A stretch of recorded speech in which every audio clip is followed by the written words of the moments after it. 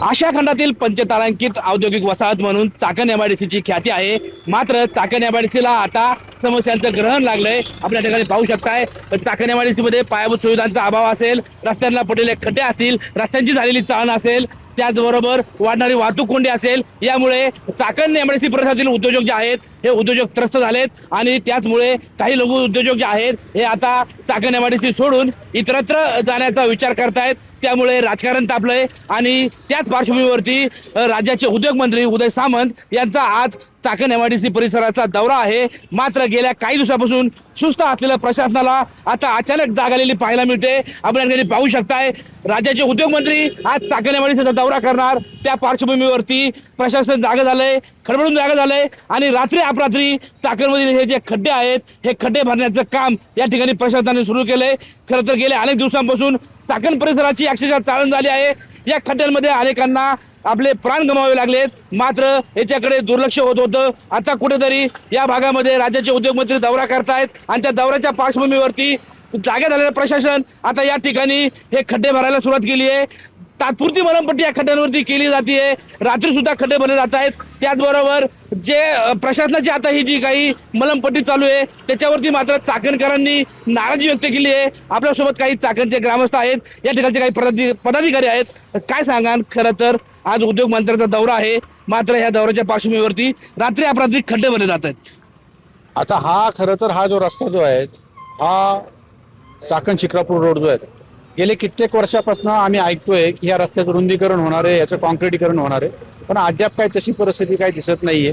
परंतु ठीक आहे, आता गेले 15 दिवसापासून इथल्या काही 20 कंपन्या ह्या एमआयडीसी सोडून बाहेरच्या ठिकाणी जाणार आहेत. बाहेर म्हणजे शिरवळला जाणार आहेत, काही गुजरातला गेलेले आहेत, काही तामिळनाडूला गेलेले आहेत, काही चेन्नईला गेलेले आहेत. तर अशा अनेक कंपन्या भविष्य काळामध्ये आपल्याला जाताना दिसतील. कधी जर इथली परिस्थिती जर सुधारली नाही, जर इथल्या इंडस्ट्रीला पोषक वातावरण चांगलं आहेत का, तर 100% चांगलं आहेत. पुणे हा असा एरिया आहे, इथं एज्युकेशन हब आहेत, त्याच्यामुळं इथं इंडस्ट्रीला खूप मोठ्या प्रमाणे इथं वाव आहेत. इथं ऑटोमोबाईल सेक्टरमध्ये इथं टाटा, महिंद्रा, फोक्सवॅगन, त्याच्यानंतर तुमची सॅनी, ह्या भरपूर साऱ्या कंपन्या आहेत. त्यांना लागणारे जे आन्सरीज आहेत हे छोटे छोटे उद्योजक त्या ठिकाणी इथं काम करतात. त्याच्यामुळं आपल्या जगामध्ये सर्वात मोठी जर इंडस्ट्री असेल ही चाकण इंडस्ट्री, त्याच्यानंतर डेट्रॉइटचा नंबर लागतो. परंतु आता दुर्दैवानं अशी परिस्थिती झालेली आहे की इथलं इन्फ्रास्ट्रक्चर जे आहेत हे ज्या इंडस्ट्रीला पाहिजे, ज्या ग्रामस्थांना अपेक्षित पाहिजे ते इन्फ्रास्ट्रक्चर इथं बिलकुल डेव्हलप झालेले नाही आहे. गेल्या 10-15 वर्षामध्ये ते जर व्यवस्थित डेव्हलप झालं असतं, याच्यावरती जर लक्ष दिलं असतं तर उद्योजक गेले नसते, उलटे उद्योजक आकर्षित होऊन या ठिकाणी आले असते. आज उद्योजक एवढा मोडकळीच आलेला आहेत. म्हणजे मी स्वतः एक उद्योजक आहेत, आम्ही कंपनी चालवतो. आम्ही अक्षरशः तारेची कसरत आम्हाला एखाद्या म्हणजे आमच्या डोंबराचा खेळ झालेला आहे आमच्या उद्योजकांचा. म्हणजे आम्हाला माणसं मिळत नाही आहेत, टेक्निकल माणसं आम्हाला मिळत नाही आहेत. आम्हाला वीज त्या ठिकाणी पुरेशी वीज उपलब्ध होत नाही. ती जर आली तर ती कमी व्होल्टेजनी येते. त्याच्यानंतर रस्त्याची परिस्थिती आपण सर्वजण गेल्या 10 दिवसापासून सोशल मीडियाच्या माध्यमातून, न्यूजच्या माध्यमातून सगळेजण पाहतात. आणि ही परिस्थिती ज्यावेळेस एखाद्या उद्योजकांवरती येते, आम्हाला खरोखर असं वाटतं की इथनं कुठंतरी बाहेर जावं. परंतु आपली कर्मभूमी आपली सर्व इथंच आहेत, आम्हाला इथनं जाता येत नाही. आणि आमच्या सर्व उद्योजकांना आव्हान आहेत की तुम्ही इथनं कुठं जाऊ नका. आमची विनंती आहे की हे सरकार निश्चितप्रमाणे करल. कारण की ह्या अपेक्षेने आज उदय सामंत साहेब आज या मॅरिट हॉटेलला येणार आहेत, सगळ्या उद्योजकांबरोबर बोलणार आहेत. सर्व असोसिएशन आहेत इथं, इंडस्ट्रीमधले आहेत, चाकण कृती समिती आहेत, या सगळ्यांना विश्वासात घेऊन त्या ठिकाणी त्यांचं म्हणणं ऐकून घेणार आहेत आणि त्याच्यावरती ते मार्ग काढतील अशी आमची खूप मोठी अपेक्षा त्यांच्याकडनं आहेत असं मला वाटतं. खरं तर राज्याचे उद्योग मंत्री आज चाकण एमआयडीसी मध्ये येत आहेत. मोठी समस्या आहे चाकण एमआयडीसी मध्ये आणि उद्योग मंत्री येतात. त्याच्या पार्श्वभूमीवरती तुम्ही पाहिलं रात्रीपासूनच या ठिकाणी खड्डे भरायला सुरुवात झाली आहे. उद्योग मंत्र्यांचा दौरा आहे, त्यातच प्रशासन खडबडून जागा झालंय. काय सांगाल? खरं तर प्रशासनाने याच्या आधी जागा व्हायला पाहिजे होतं. प्रशासनाने 2024 मध्ये 10 कोटी रुपये घालवले कुठं, हा एक प्रश्न आमच्या सर्वांच्या समोर खूप मोठा आहे. आणि आता 59 कोटीचं जे काही कॉन्ट्रॅक्ट झालं त्याच्यामध्ये निवेदन निघाली, त्याच्यानंतर आज अखेर ह्या रोडचं काम रिपेअरिंग चालू झालं नाही किंवा कुठलेही खड्डे भरले गेले नाही. उद्योग मंत्री यायचेत म्हणून खड्डे भरायचे. उद्योग मंत्र्यांपेक्षा इथं जो काही इंडस्ट्रीज काम करतो, इथे जे काही लोक काम करतात ह्यांचा रेव्हेन्यू तुम्ही जमा करता म्हणून तुमचे उद्योग मंत्र्यांच्या सगळ्या गोष्टी चालतात, म्हणून तुमची उद्योग इंडस्ट्री चालते. मागच्या कालावधीमध्ये एक GR निघाला, त्या GR नुसार ग्रामपंचायतचे पैसे उद्योग मंत्रालय जमा करायला लागले किंवा तुमचे इंडस्ट्री मिनिस्ट्री जमा करायला लागले. ह्याचा रेव्हेन्यू तुम्ही घालवला कुठं, त्याचे जे पैसे तुम्ही जमा केले त्याचा एकही रुपया एमआयडीसीने आतापर्यंत आमच्या ग्रामविकासला लावला नाही. हे पैसे आतापर्यंत गेले कुठे, असे खूप प्रश्न आहेत. त्यामुळे उद्योग मंत्र्यांनी हे गपचूप दौरे न करता तुम्ही पब्लिक समोर या. पब्लिक तुम्हाला प्रत्येक गोष्ट इथं समजून सांगितल्याशिवाय राहणार नाही. कारण की असंख्य तरुणांचे मृत्यू रोडला झालेले आहेत. कितीतरी लोकांचे परपंच आपल्या घरातील मुलगा वारल्यामुळे रोडवर आले. त्याच्यामुळे या सर्व परिस्थिती तुम्ही जाणून घ्या, त्यानंतर तुम्हाला खऱ्या अर्थाने इथली परिस्थिती समजेल. तुम्हाला एक छोटंसं उदाहरण सांगतो. तुम्ही जर कधी माळुंग्याच्या रोडला गेले, त्या रोडवरती किंवा त्या पुलावरती मी मध्यंतरी उपोषण करीन असं त्या ठिकाणी प्रशासनाला इशारा दिला होता. 2.5 कोटी रुपयाचं त्या पुलाचं काम झालं. ते जर तुम्ही पाहिलं तर मला वाटत नाही तो पूल 2.5 महिने त्या ठिकाणी टिकेल, अशी परिस्थिती प्रशासनाची आहे. खरं तर पाहिलं या ठिकाणी अनेक कामं सुद्धा निकृष्ट होत आहेत. काय सांगा, खरं तर आज उद्योगमंत्री येत आहेत, काही फरक पडेल का? 1990 साली ही MIDC या ठिकाणी स्थापन झाली. आज 36 वर्ष झाले की या ठिकाणचे प्रश्न आजही सुटलेले नाहीत. जर MIDC आपली व्यक्तिगत हद्द सांगत असेल तर आम्ही इथले स्थानिक म्हणून, इथले स्थानिक भूमिपुत्र म्हणून आमची जी गाव आजूबाजूची जी गावं आहेत या हद्दीमधनंच MIDCतल्या कामगारांना असेल किंवा येथील जो माल असेल, कच्चा माल असेल, याची निर्यात आणि कामगारांना येण्या जाण्यासाठी या रस्त्यांचा वापर करावा लागतो. पण आपण जर पाहिलं तर अंतर्गत जे रस्ते आहेत हे होणे सुद्धा तितकेच महत्वाचे आहे. पण आज तागायत या ठिकाणी कुठल्याही रस्त्यावरती साईड पट्टी असो किंवा कुठल्याही प्रकारचं डांबर भरलं गेलं नाही. रस्त्यांवरती पाणी साठलं जातंय. नैसर्गिक जे पाण्याचे प्रवाह आहेत हे कुणी बुजवलेत, का बुजवलेत? 2023ला या ठिकाणी अमोल कोल्हे खासदार यांनी आराखडा तयार केलाय. शासनाच्या मुख्य कार्यकारी अभियंता आणि इतर जे काही शासनाचे जे पदाधिकारी आहेत हे स्वतः या ठिकाणी फिरलेत. यांनी आराखडा तयार केलाय. तो आराखडा तयार असताना सुद्धा आज जर तुम्ही 14 लोकांची समिती नेमताय, तुमच्याकडे सगळं आउटपुट आहे ना, तुम्ही आज काम करायला सुरुवात केली पाहिजे. तर पुन्हा एकदा शासन याच्यावरती वेळ वाया घालवतंय. आज कित्येक वर्ष झाले की या ठिकाणी स्थानिक लोक या ट्रॅफिकची समस्या, आज तुम्हाला सांगतो, माझी मुलगी कॉलेजला जाते, कॉलेजला ती एकदा पोहोचल्यानंतर ती 2.5 तास जर ट्रॅफिक मध्ये अडकत असेल, तिकडनं निघायला 12:30 वाजता कॉलेज सुटतं आणि ती जर मुलगी संध्याकाळी 5-6 वाजता येत असेल तर तिच्या आई वडिलांनी तिची काय काळजी करायची? म्हणजे आज ही कंडिशन फक्त विद्यार्थ्यांची नाहीये, रुग्णांची हीच व्यवस्था. आज एखादा रुग्ण जर त्याला हृदयविकाराचा झटका आला तर तो हॉस्पिटल पर्यंत आज पोहोचू शकत नाहीये, तो रस्त्यावरच दगावला जातोय. आज जर तुम्ही जर आतापर्यंत इथले ऍक्सिडेंटची जर सरासरी काढली तर रोज एक व्यक्ती या रस्त्यांवरती मृत्युमुखी पडतोय. कित्येक लोक हे जायाबंदी झालेले आहेत आणि यांचं कुटुंब आज उद्ध्वस्त झालेलं आहे. आजपर्यंत यांना कुठल्याही प्रकारचा मोबदला दिलेला नाहीये. मग शासन नक्की काय करतंय?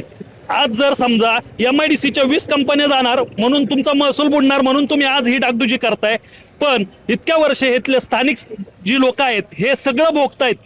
यांना वाली कोण? आमचा हा जो ग्रामीण भाग आहे हा ज्यावेळेस तुम्ही एक्वायर केला, आज तुम्ही जर पाहिलं इकडं पलीकडं तळेगाव असेल, इकडं सुप्यापर्यंत MIDC गेली. एवढा MIDCचा एरिया वाढत गेला, पण पायाभूत सुविधांचं काय? या ठिकाणी कुठल्याही प्रकारचं मोठं हॉस्पिटल नाही, रस्त्यांची डागडुजी नाही, इतके प्रचंड भयानक कचरा व्यवस्थापन नाही.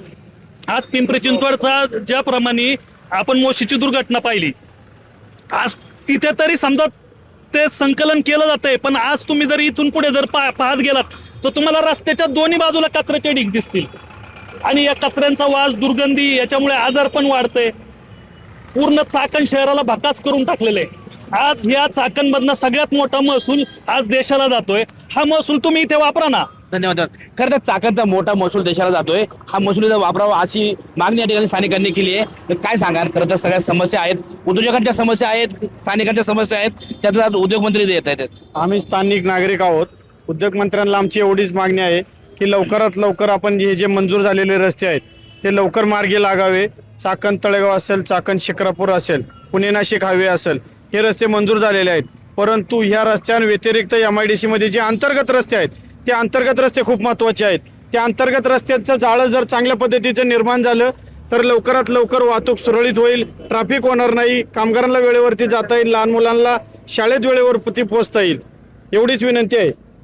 काय सांगा, खरं तर उद्योगमंत्री येत आहेत, सगळ्या समस्या आहेत, समस्यांचा पाडा सगळे वाचता येतात. मुंबईमध्ये बसून त्यांना ग्रामीण नागरिकांचे हाल समजणार नाही, त्यांनी स्वतः रस्त्यावर उतरावं आज एवढे मोठे MIDC मध्ये आज उद्योगमंत्री येत आहेत म्हणून कुठं डागडुजी चालली आहे. पण या रस्त्यावर 500 ते 550चा बळी गेलाय. याला जबाबदार कोण आहे? आज सुद्धा रस्त्याचे निकृष्ट असे एकदम खराब याचा रस्ता बनवला जात आहे. आज कचऱ्याचे प्रश्न आहेत, शाळेचे मुलं वेळेवर पोहोचत नाहीत, कामगार वेळेवर पोहोचत नाहीत, सगळे MIDCचे हाल चालू आहेत. जर तुम्हाला MIDC आम्हाला द्यायचीच होती, आम्हाला सुखसुविधा द्यायची होती, तर मग आमचे हाल का करतायत? जर तुम्हाला तिथं बसून जर समजत असेल तर तुम्ही 100% रस्त्यावर उतरा. आज मंत्री येणार आहेत, जर मंत्र्यांनी आज ठोस उपाय योजना केली तरच आज कुठेतरी तर काहीतरी नांदेल, नाही तर अन्यथा MIDC इथून निघून जाईल आणि आमचे पुन्हा एकदा हाल चालू होतील. खरं तर MIDCतून जाण्याची भीती या ठिकाणी स्थानिक नागरिक व्यक्त करतायत. काय सांगाल, खरं तर चाकणच्या ज्या समस्या आहेत गेले अनेक दिवस आहेत, मात्र कुठेतरी 20 होते तिथून निघून चालल्यानंतर शासनाला जाग आली आहे. एकतर हीच सत्य परिस्थिती आहे. सामान्य नागरिक म्हणून सरकारला जनतेकडे लक्ष द्यायचंय का नाही हा प्रश्न उपस्थित राहतोय. सगळी जनता तुम्हाला टॅक्स देते, उद्योजकांचा थोडा जास्त येत असेल, पण सामान्य जनतेसाठीच्या ज्या मूलभूत सुविधा आहेत त्या सुविधा जर तुम्ही देऊ शकत नसाल तर सगळ्यात मोठी अडचण आहे. उद्योगांमुळे आपल्याला म्हणूयात रोजगार निर्माण होतो, ही गोष्ट एका बाजूला सत्य आहे, पण त्याच्यामुळे निर्माण होणारे जर प्रश्न सरकार, MIDC, उद्योग मंत्री सोडवणार नसतील तर मग या पदांचा जी प्रशासनं निर्माण केलेले आहेत, महामंडळ निर्माण केले, यांचा उपयोग काय आहे? हा उपयोग होण्यासाठी लोकांनी जन आंदोलन करण्याची वेळ आली आहे. लोकांनी आंदोलनं केली आहेत तरी सुद्धा निर्डावलेलं सरकार जे शांतपणे झोपून आहे, त्यांना कोणती जाग येत नाही. लाखो लोकांचे मृत्यू होत आहेत या सगळ्या प्रकरणामध्ये आणि तरी सुद्धा फक्त टोलवा टोलवी चालू आहे. म्हणजे खो खो खेळत आहे, हे म्हणते PMRD, ते म्हणते MIDC, हे म्हणते ZP. तर जनतेने कुणाकडे पाहायचं हा प्रश्न आमच्यासारख्या सामान्य माणसांना पडतोय. खरं तर तुम्ही सांगितलं, या समस्या सांगितल्या. आज उद्योगमंत्री येत आहेत आणि उद्योगमंत्री येणार म्हणून अगदी रात्री अपरात्री हे खड्डे बुजवले जात आहेत, तातडीची दुरुस्ती केली जाते. काय सांगाल चाकणकर म्हणून? एकतर उद्योग मंत्री येत आहेत म्हणून हे रात्री सुरू झालेलं प्रकरण आहे. एक साधारण 1000 डंपर टाकलेत. आता दिवसा तुम्ही पाहताय मागे पण गाड्या चालू आहेत. हे जे खडी टाकलेली आहे, सगळं टाकलेलं आहे, याला कोणत्या प्रकारचं लिगल प्रोसिजर फॉलो करतायत का? ते रस्ता उकरला पाहिजे, त्याच्या खाली लेअरिंग केलं पाहिजे, त्या लेअरिंग वरती छोटी खडी, मोठी खडी, डांबर या प्रकारचं काही नाही. आल्या आल्या गाड्या टाकून दिल्यात आणि त्यावरती रोलर फिरवून काहीतरी एक डागडुजीचं काम. मंत्री आल्यानंतर त्यांना काहीतरी दाखवण्यासाठी की बाबा आम्ही काहीतरी करतोय. पण तुम्हाला जो काय निधी आला, 50-60 कोटींचा निधी आला होता, तर 6-7 महिने तुम्ही काय झोपा काढल्या का? आणि आता रात्रभर जागताय. म्हणजे 6 महिन्याचे कुंभकर्ण आता उठले का? तर या सगळ्या कंत्राटदारांनी यावरती लक्ष दिलं पाहिजे. त्यांच्यावर वचक ठेवायला जे नेते नेमले आहेत जनतेने, त्यांनी सुद्धा या प्रश्नांकडे गांभीर्याने लक्ष दिलं पाहिजे, तरच हा प्रश्न सुटेल. धन्यवाद. खरं तर आपण पाहिलं या ठिकाणी शासन जे आहे हे टोलवाटोलवी करतंय आणि ह्या टोलवाटोलवीमध्ये चाकण MIDCच्या समस्यांचा जो प्रश्न आहे हा प्रश्न अजूनही तसाच प्रलंबित आहे, असा आरोप या भागातील ग्रामस्थांनी आणि उद्योजकांनी केलेला पाहायला मिळतोय. सचिन तोडकर, न्यूज 18 मराठी, चाकण, पुणे.